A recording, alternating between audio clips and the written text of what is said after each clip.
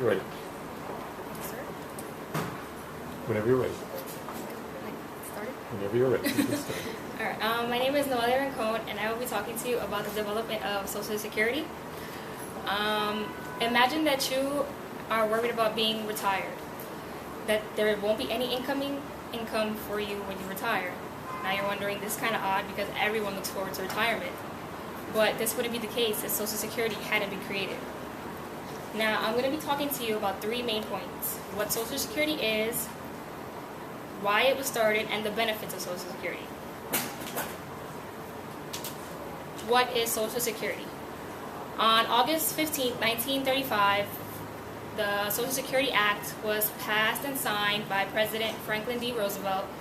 This act established a system of old age benefits for workers. It aided unemployment workers. It gave aid to mothers and children who were dependents. And it gave aid for workers who were victims of industrialized accidents. On June 30th of 1936, the sum of $49 million was to be given to the Social Security Act Fund to help fund all the aspects. In today's society, that would be the equivalent of $770 million.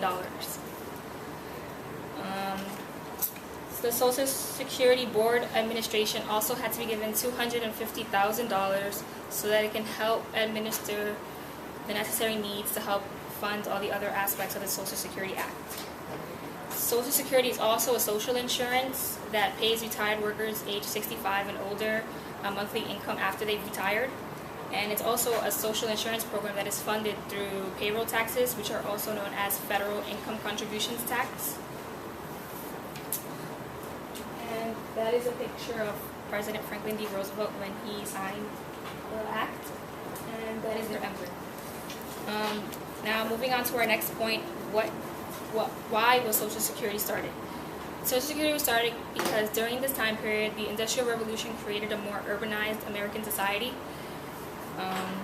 In 1890, the population of 63 million people, 28% of them lived in the city, and then by 1930, 28% doubled into 56% of people who now lived in the cities. The drastic change from the farm life to the city life also came with a new American family. Generally, in rural areas, the family was extended, meaning that multiple generations lived under one roof.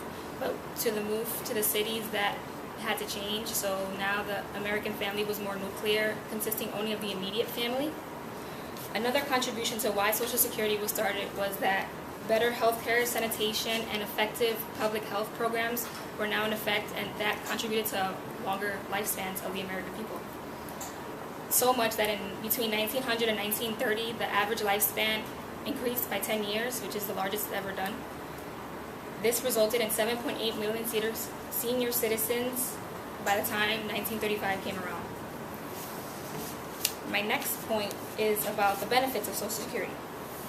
Social Security benefits. The workers' Social Security Administration would monitor a worker's career and see how much money they made throughout a year, and then they would keep an average of that, and then by the time the worker decided to retire, the Social Security Administration would make a formula where they would see how much they made in the year they retired and what age they retired to see how much their monthly income would be.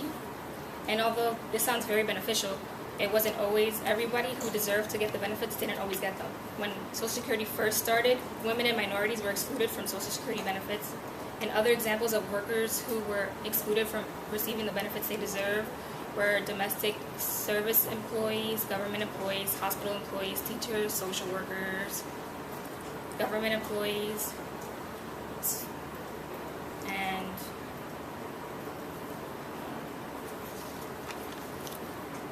the people who worked intermittently, which meant like they were on and off workers. Nowadays, that's not the case. There are many examples of the benefits today. For example, there's spouse benefits, widowers benefits, and children's benefits. Spouse benefits means that if you are married to a person who receives Social Security benefits, you also are entitled to those benefits. And in some cases, the benefits even go to as far as if you are divorced and your marriage lasted at least 10 years, you can also receive their benefits. Widowers benefits are like if your spouse receives benefits but they die, you are entitled to receive their benefits, and this as well also is included, as sometimes a divorcee can get your benefits too. And children's benefits are if you're the child of a retired or deceased worker that receives Social Security benefits, then you can get benefits if you're under the age of 18, you're between the age of 18 and 19 and haven't graduated high school yet, or you're over 18 but you were disabled before the age of 22. In conclusion, Social Security is something that definitely will affect us all at some point in our lives. So everyone, without a doubt, should be educated about and know where, when, and why it all started. Thank you.